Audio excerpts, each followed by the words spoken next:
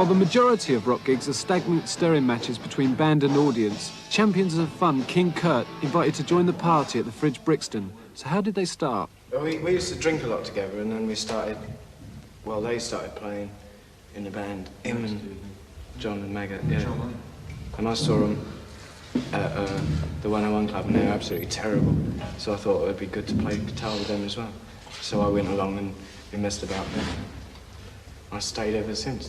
And then we found him lolling around in what would be called, I don't know, a dustbin, isn't it? If you imagine Lord of the Flies and a custard pie fight with St Trinians at an Apocalypse Now style Rock the Rat ball, that's a King Kurt event. But there's more to King Kurt than meets the ear, like the snakebite drinking contest. It's based on sort of Spanish wine drinking, you know, when you go over there and they tip carafes of wine down people's throats. So that's what we've got these for. Let's see what the Ellie fans can do without this drinking cider. They're really good. I mean, you know, no one, they think they can drink a bit of cider, but yeah, well. Oh, yeah! Another loser!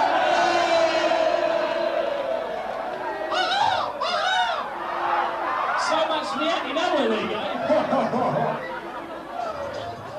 After a bucket of snakebite, which is an exotic mix of wine and cider, King Kurt can offer you the cheapest haircut in town at 20p. What's it involve? Hey, no torture! Losing ears. Yeah. The odd ear. The odd nose. We started doing those because going to the barbers and getting your head shaved like that would cost you £1.50 or £2 or £1, which is ridiculous. It's got to be short. It's got to have corners on it as well. It's called short back and corners. Why did you wait until you came to the concert to have your hair cut? Why didn't you have it done before? Well, I should have. I get it for cheap. And done well.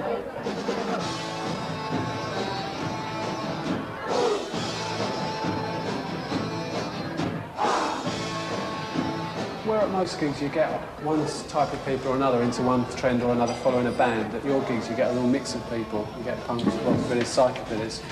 Can you explain that for us, how it comes about? Well, I think you've missed out the most important point, and that's the thing that they've all got in common. And that is less than half a brain, I think. Am I wrong? I mean, correct me if I'm wrong. Why do you like King Kurt? Nice and peaceful night out. It's a bloody best band out. King Kurt. Seems like at King Kurt, everyone's having a good laugh and it's nice and violent. Everyone's having a good laugh. They're great. They're a really good band. You can mess about. Nobody cares if you mess about. And you can get everyone else dirty as well. You don't have to be anything. You don't have to be Mohican. You don't have to be a skinhead. You can be anything you want. Just come and see them.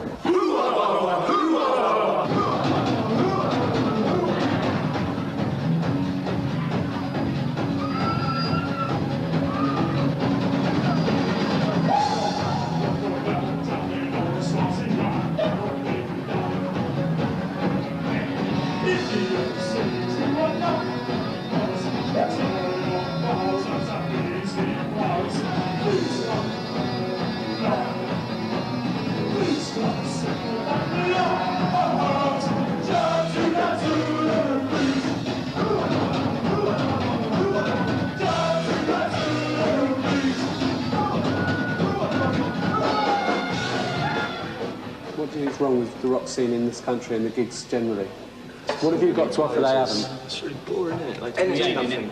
Like, just stand around and go, oh, God, positive, save the whale, ban the bomb. They're all a bunch of blooming hippies. And what's King Kurt got to offer they haven't got then? Me, snake eyes, sir. And if you haven't got me, you haven't got a chance.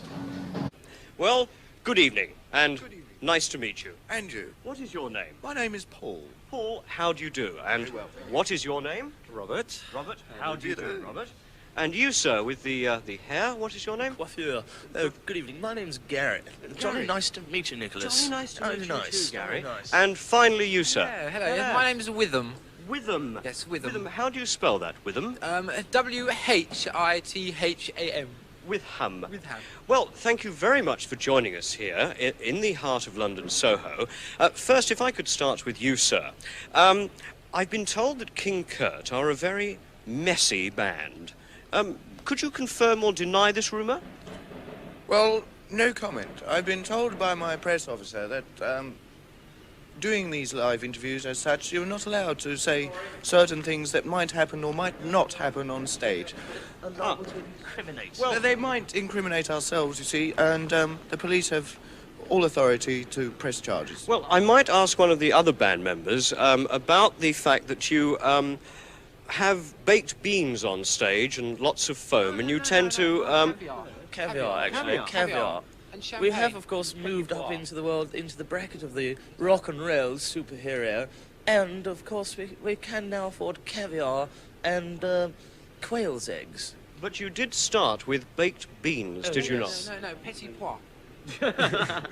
Well, Tell me about the baked beans. The baked beans. That was when we were rather poorer than we are now. Of course, That was when we only when we were in the gutters and we were using jumbo baked beans and things like that. Rather coarse and common. Now, when you first started, gentlemen, did you find it difficult to be signed by a major record company? Because after all, your looks are somewhat different from other bands. May I ask you, sir, with the electric haircut? Well, I don't know. We just sort of wandered around and took the best offer coming. I mean... Oh, yes? It only took 2.5 years. 2.5 years? Yes. That's not bad, really. Yes. Tell me about your gramophone records. You had a fair amount of success with something called Zululand? Destination Zululand, yes, that went into number 36 in the charts. We were on Top of the Pops, and we've played all around the country because of it now. Now, I should explain to our audience that Top of the Pops is a television show in this country, very, very popular. Lots of bands would give their right leg to be on this programme. I see that you all gave your left. How did you feel actually being on this most auspicious programme? Prestigious, I should say. Well, wide-eyed and left legless, I'd say.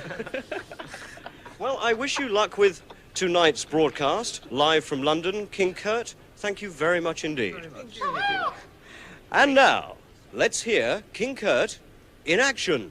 Thank you. Thank you.